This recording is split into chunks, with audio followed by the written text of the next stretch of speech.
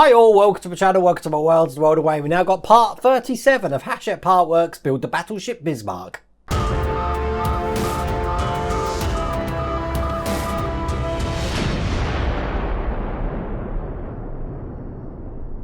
I really do hope you're enjoying this Bismarck marathon we're having this week. I've got one more episode to go after this, issue 38.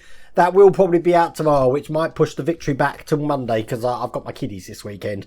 But I'm enjoying building this and just seeing it come along. Let's show you what we've got to do in this issue. We've got a little bit of the hull to put on, and then we're doing some more gears for the Foretop radar. Obviously, we had the motor for that in the last issue. We are going to be attaching that in this issue, which means we need this and the screws that we had last time. So once again, as you can just see on that previous page there, easy part, just putting the panel in. But I'll show you what that looks like. Putting the gears in, which can get fiddly when we're putting this little shaft rod in there.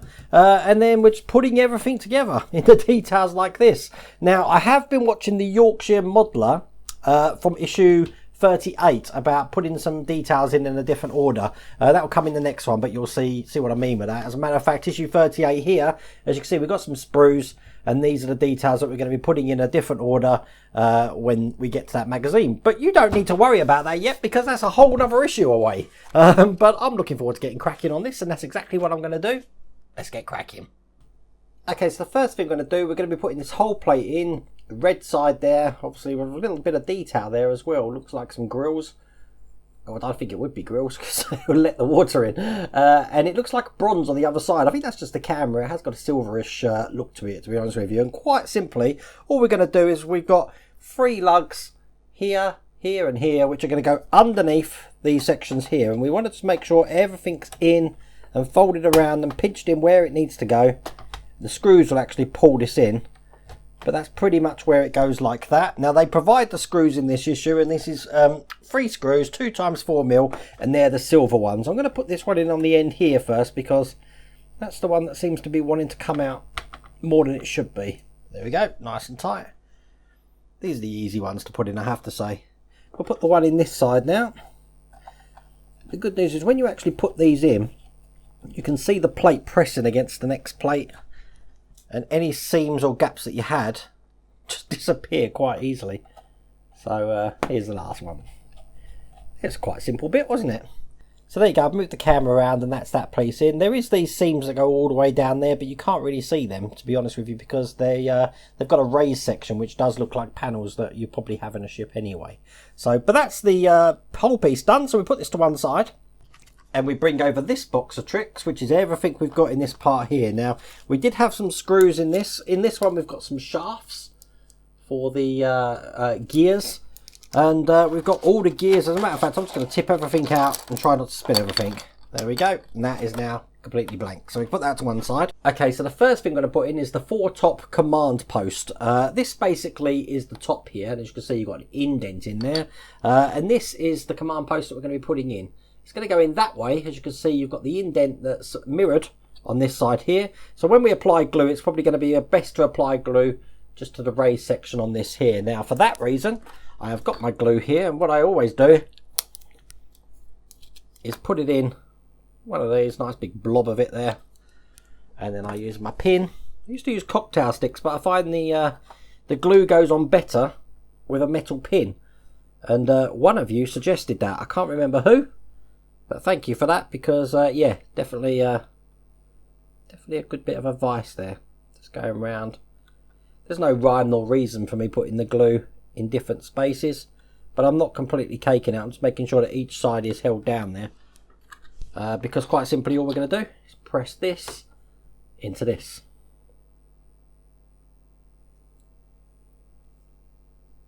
Push it in, just like that. Nicely fitted. Now we're going to start putting the gears in. Now the first gear we need is this one here that's got this long shaft at the bottom of it. And that shaft there is just going to go fitting through the hole that we got down there. So we'll put that in. Bang. Now we need to put a shaft down that. And the shaft I've got here, I've already taken it out of the bag. I'm holding it in my tweezers because it'll be easy then just to feed it down just like that. So that drops in. Nice and easy. Right, the next shaft we're going to need is the one that looks like this, which has got small teeth on the bottom, bigger teeth on the top, but it's got no details on the top there. So when we put this in, we're going to be putting it down with the smaller gear at the bottom facing down. That's going to be going into the hole just next to it there. So we're going to drop that in. Simple like that. That was lucky I got that in first time. Then we're going to get the other shaft. I'm just picking up with my tweezers. And then we're going to drop that into the hole that we've just put in that gear there. Give it a wiggle around just to make sure it's sitting right, which it is now. Perfect. And then the last gear we've got is the one that looks like this. Small teeth at the bottom, and at the top we've got the cross brace, which is going to accept the motor when we put that in. That's just going to go on top of the shaft that we put in for the first gear there. So we drop that one in as well. And then I'm just going to gently turn it with my hand just to make sure it works, which it does. Now we need to keep all of that in place, so we're going to be putting this top cover on here. It goes in this way round. This is what the other side looks like, but it goes in this way round. That section there is going to hold the shaft there in place to make sure nothing moves around. So we put that in just like that. Now that is held in nice and firm, but we need to put some screws in for that. Now the screws that we put in are 1.7 times 6 mil. Now these screws are in the same bag as the silver ones. So I'm going to put these in now, just like this, nice and easy. And once we've got one in, it gets easy, because you know that those gears aren't going to go flying around in there now. And if that happens, you're going to have a bad time.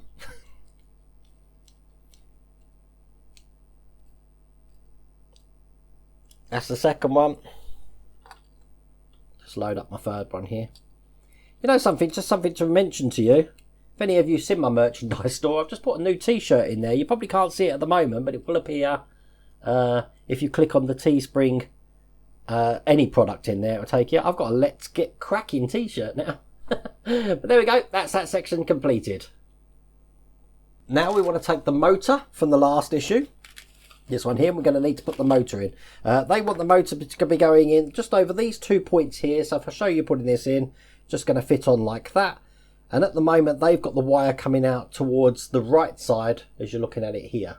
But I don't think it matters, to be honest with you. But I'm just copying what they do in the magazine, just in case it gets to the point where I've got to put this in the deck and it won't fit. So it's only a quick fix anyway. So we'll put the first screw in. Just like this. I don't know if you can see that. It's quite a fiddly fit, as you can see. It doesn't want to go in. It does now. Right, so first one in. Not going to make that overly tight, because I want to make sure this goes in absolutely square. You'll also notice that they're still giving us loads of extras, screw-wise, which is excellent news. I used to lose lots of screws. Now I'm just losing things that ping off the sprues, like those J3 parts from issue 34. Oh god, that was a nightmare. And I know it was a nightmare for you, because I've had so many comments and emails regarding it. But there you go. So that's the motor in. Show you on the side camera, looking just like that. Now we're going to be putting in the base of the radar, which is going on top here. Base of the radar looks just like this, and quite simply, it looks like that on that side. This is just going to be going in this way round. Simple like that. But we need to hold this in with a screw. Now this has got one screw that again came in the silver pack. So we'll put that in now. This is just one of the 1.7 times 4 mils. So that just goes in the top.